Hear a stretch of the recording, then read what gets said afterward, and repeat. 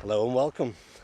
So today we're out to test out a couple of different radios for APRS. So I've brought out the Kenwood TH-D74, but I've also brought out a Bofang radio using the mobile linked TNC as well. Well, the thing I love about coming out to these outdoor places is that there are people that are out having a walk, enjoying the views and being outdoors themselves. And I don't know whether it's just a British tradition or not, but you can walk past absolute strangers and they always go, "Good morning." Oh, "Good morning. Lovely day for it." "Yes, it is a lovely day for it." "Oh, we always pop out here for a lovely walk on a Sunday," and you have a little chat with them. Complete strangers, very respectful. So yeah, it's interesting. What an absolutely beautiful view today. You can see for absolute miles and miles from here today. Right, it's a beautiful sunny day here in the UK. I'm back at Malcop. We're just about to walk to the trig point to get out of the way of people enjoying their day out. And so the purpose today really is to delve a bit deeper into APRS and also have a chat about packet data and just have a and so one of the things that I wanted to do is look at APRS from the viewpoint of is it still relevant here in the 21st century? I mean, we've got mobile phones, we've got Internet of Things, so we've got a mode here that has it served its purpose or not? So we'll have a little delve into packet data, maybe talk about the history a little bit, and then who knows, have a little discussion about it.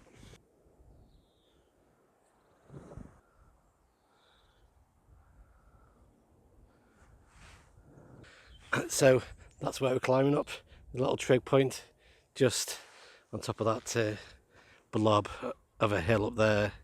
So I'm just going to walk around and then climb up, and that should give us a nice 360 takeoff for setting up an APRS packet station. So one of the recent comments on one of the videos was around, well, I've had a couple of comments really. One tends to be around, can you give us a bit more information on APRS? I've never used it, I'm interested in the mode. So I've put a couple of videos together now where I've started to just show a little bit of APRS and so already I've put a couple of videos together that go into a little bit of detail about APRS. And this one I hope to go a little bit deeper into it, talk a little bit about how packet radio works.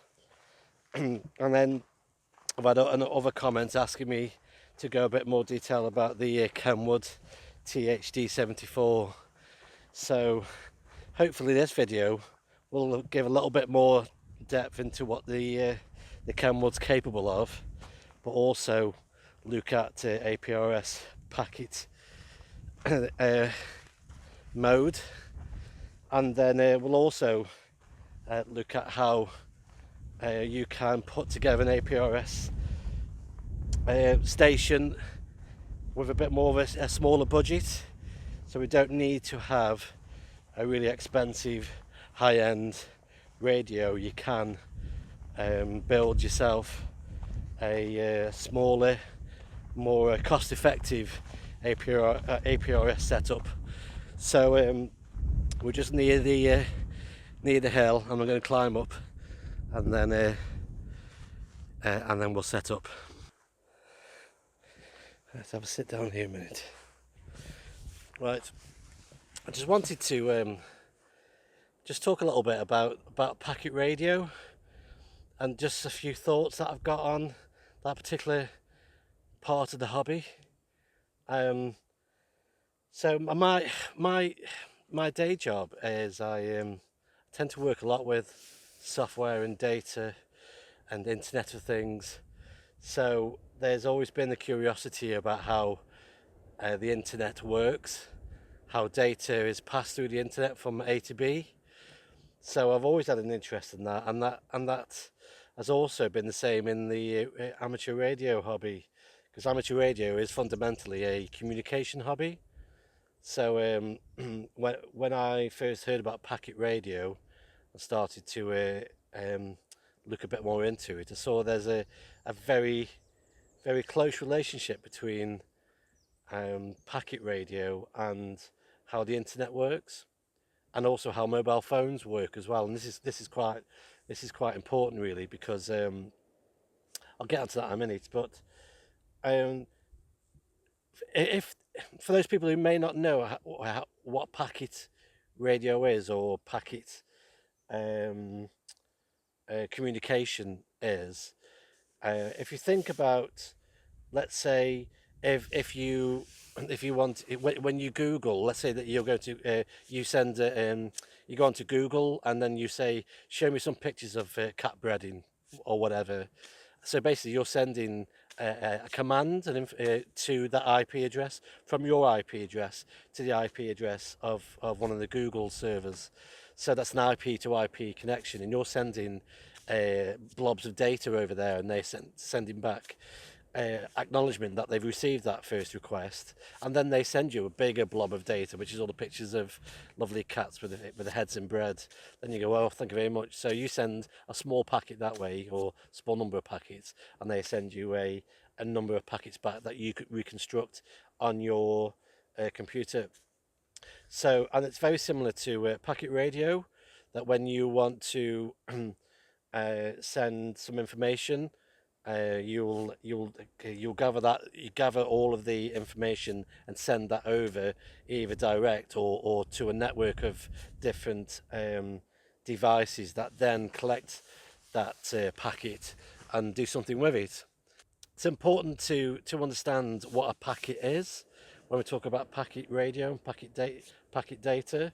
So packet radio tends to be constructed of there's like a header and footer, but like on the letter, header and trailer, I think they call it. So the header might contain information such as, for example, if we were going to write a letter, and let's say from, I'm Mr. Luca, hi Mr. Luca, my QTH is here, whatever that is, the date is today's date, and I want to send this letter to Mr. Pink. So, dear Mr. Pink at the Funny Farm, whatever. And then, so we know who it's coming from, who it's aimed for, and then we have the body of the letter, and that's called a payload. So the actual information that's in the packet is called a payload, and the header and the trailer, the footer, are the instructions of what to do and where to send that packet.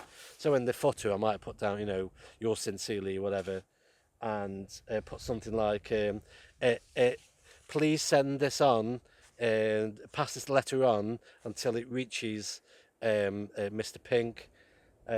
Please pass it on twice, because that's the distance I'm willing to send this packet. If it doesn't arrive, then fair enough, but I'll give it a go. So this is like how packet works in a very basic way.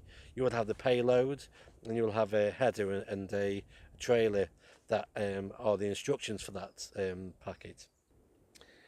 I think we come into this hobby because we're interested in how stuff works. Where most people are in the amateur radio hobby are into science, the space science and the technology, radio technology, communication technology as well.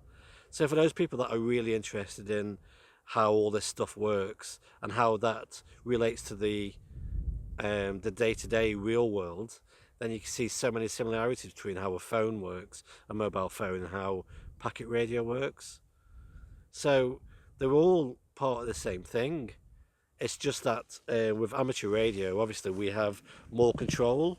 We have a license to to experiment more with those technologies and those airwaves, whereas mobile phone and network radio, we don't get much chance to experiment. You know, you could argue that network radio came out of experimentation from amateur radio. So yeah, I'm quite interested in how all of this relates to you know, to the technologies that we use anyway for communication. You know, they're very, very similar. So anyway, that's my rant over. Time to get up the hill. I'm just putting off getting up the hill. I wonder if I can actually record myself while I'm scrambling up a hill to see what sort of ugly faces I pull. Luckily, it's not. Luckily, it's not muddy. You can slide because you can take 2 foot. You can get up 2 steps forwards and slide 5 back. Right.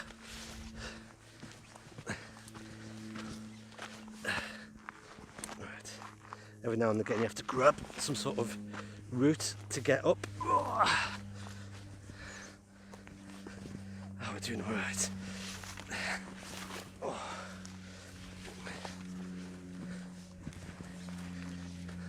Part of the challenge is to try and get up without ripping all the plants out or destroying the path. How are we getting there?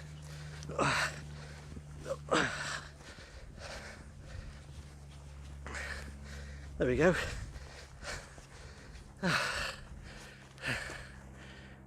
That a trick point there? Lovely. That's lovely. Lovely and dry up here.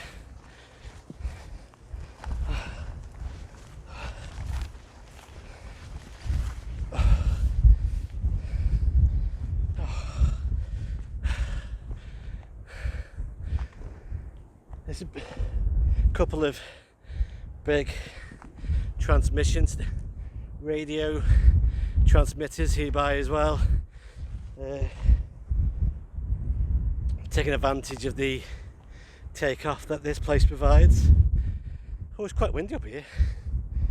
Right, I'm going to set up the Slim Jim and get the APRS set up, and then I'll call you back in a minute.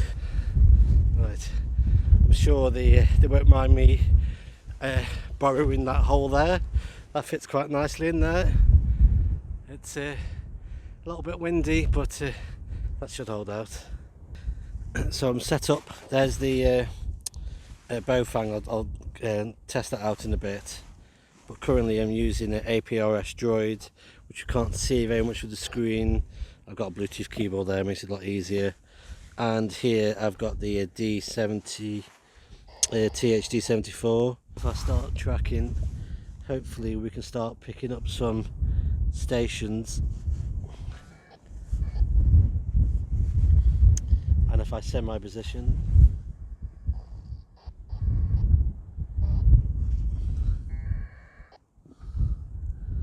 okay.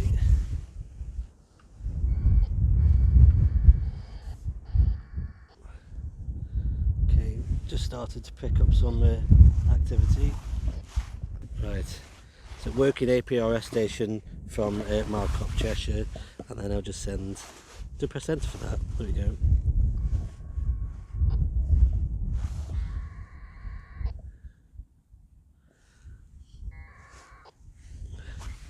So that's updated the bulletin board, and then I'm going to try and send an SMS via the SMS gate, and hopefully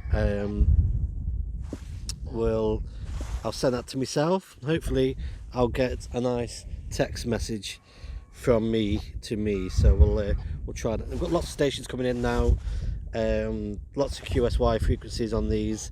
When they show a QSY frequency, you can actually set it up so that with the Kenwood, you can actually on the Kenwood itself, you can actually go into that message and press the QSY.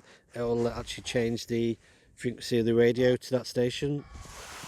So at the moment I've disconnected my tablet from the Kenwood, from the using the onboard TNC. So it's just the Kenwood's just working on its own for the moment.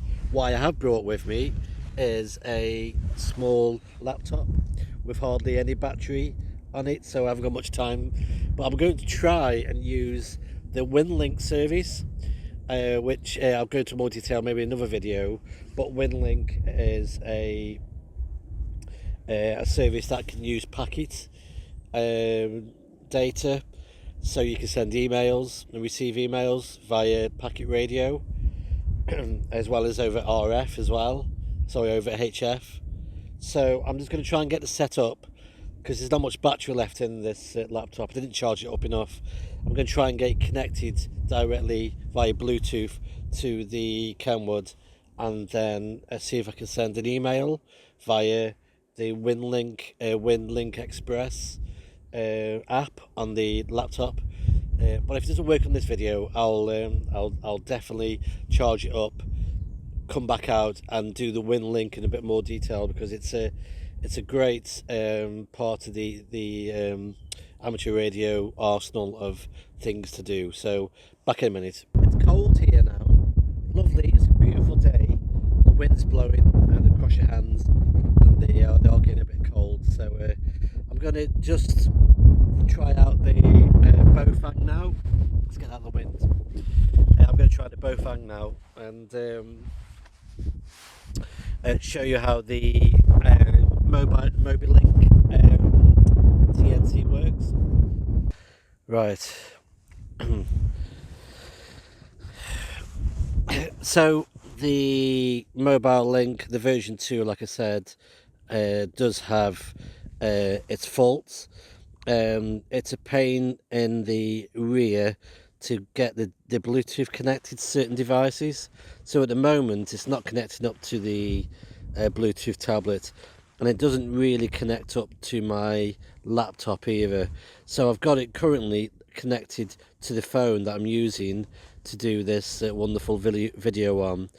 But I've just sent out a beacon. I'm just going to check in a few minutes for how well it's receiving. So it does work. You can get connected up to Android phones, and you can connect it up to certain laptops. It does take a bit of fiddling. There's an app on Android that you use initially to set the volume levels. So you need to turn your squelch off, and then you set your receive volume, and then you disconnect the MobiLink app, and then connect it to your APRS Droid, and select the TNC as the Bluetooth device that you're using. And it does work quite well. It works quite well with the Bofang. Obviously, compared to using my Slim Jim, I won't be picking up as many stations as this. It won't reach as far. But for a simple setup, switch that out for an adapter and stick that onto a piece of wire somewhere, and you've got yourself a half decent setup. I think with a bit more perseverance I could set up the MobiLink with the tablet, but my hands are so cold, my patience is running out. So I've got it working. I'll have a check in a minute, see what I'm picking up via the small antenna. But this is a cheaper version of using something like the Kenwood. Obviously with the Kenwood you've got all of it rolled into one. It's a fantastic radio, but it is expensive, whereas this is pretty inexpensive.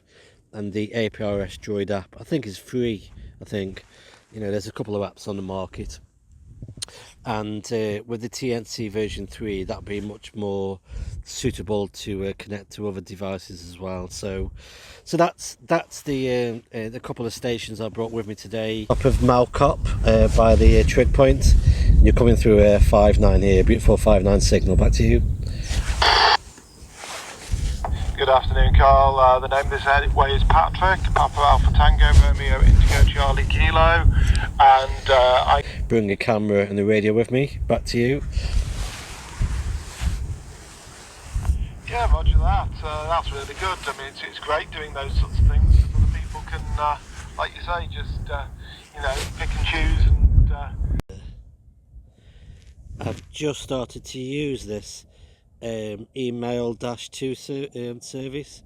I'll put a link below, but it means I've just created a shortcut for an email address, and I've just sent an email using this email-2 service from APRS to myself. So hopefully I'll receive that soon as well. So I'm able to send using email-2, I can send an email, and with the SMS gate I can send a text message as well. I've updated my bulletin board, so I've done a broadcast to a bulletin board, and then I've sent out lots of beacons as well, and they've been picked up. So just using the Kenwood, I know I've used a tablet at the same time, but even just using just the Kenwood, I'm able, if I was off grid, I could still email and send text messaging. What I need to test maybe at a later video is getting emails and text back.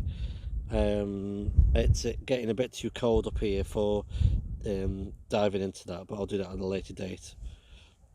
Okay, hopefully that was useful. Just having a play around of APRS and seeing what it can do. It's a voyage of discovery, even for me at the moment. Emails, fine. SMS messaging, we can send out fine. I've yet to test out receiving messages. That's something that on a later video I'll try and get a two-way conversation going via text and via email.